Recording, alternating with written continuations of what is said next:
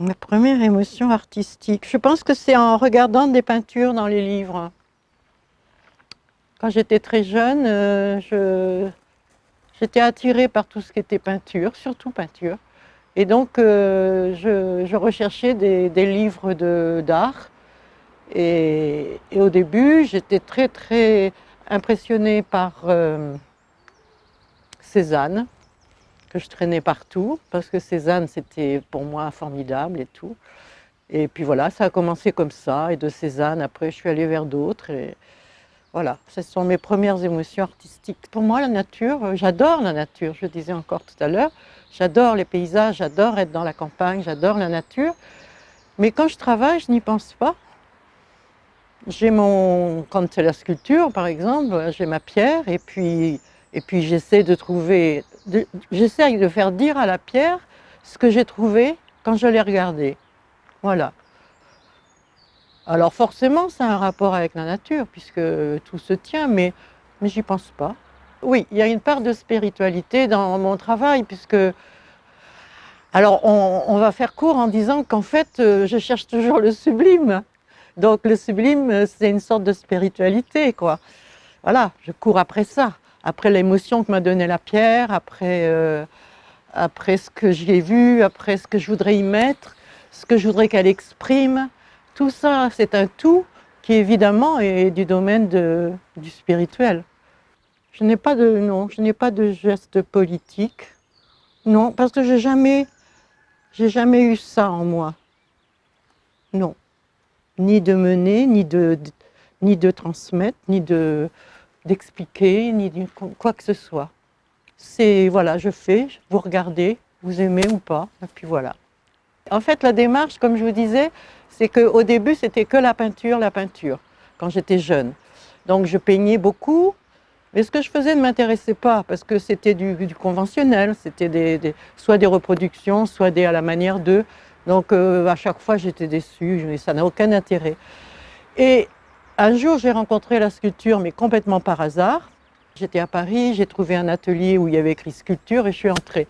Or, à l'époque, je ne m'intéressais pas du tout à la sculpture. Je ne les voyais même pas. Ouais.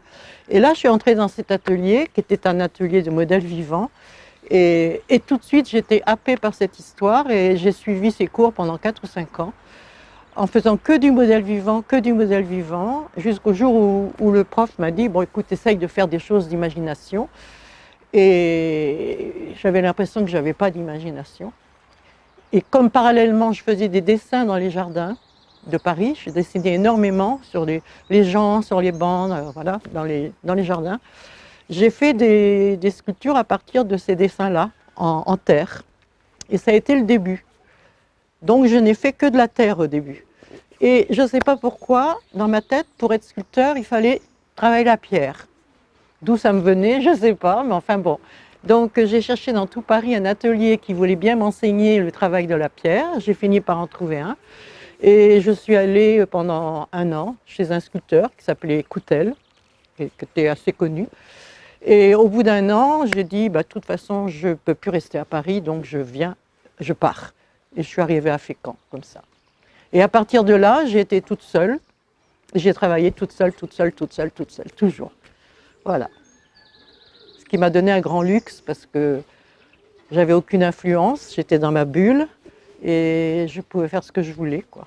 Évidemment, c'était un peu culotté parce que quand vous êtes seul, vous connaissez personne et personne ne vous connaît. Donc j'ai commencé à montrer mon travail il n'y a pas plus d'une dizaine d'années seulement. Avant, je ne le montrais pas du tout. Alors le retour au dessin, ça s'est fait au milieu. Quand je ne pouvais pas faire de la sculpture, soit parce qu'il faisait trop froid, parce que c'était l'hiver et que comme je travaille dehors, ce n'était pas possible, j'ai recommencé à faire des dessins, mais je faisais des taches. Et dans ces taches, un peu comme le même processus que pour la sculpture, dans ces taches, je voyais des formes. Et donc, j'allais chercher les formes que je voyais dans les taches, et je faisais remonter ces formes en essayant de leur donner de plus en plus de volume. Et j'ai fait ça régulièrement. Et plus je fais du dessin, plus ça se définit. C'est toujours aussi étrange, parce qu'en fait, je ne commande pas ce que je vais faire. Donc, il se passe ce qui doit se passer. C'est pas toujours, presque jamais moi qui commande d'ailleurs, je me laisse faire. Après, une fois que la forme est plus ou moins définie, j'insiste sur les rapports de couleurs de façon à faire encore plus sortir la forme. Enfin, c'est toujours au service de la forme quand même, le dessin.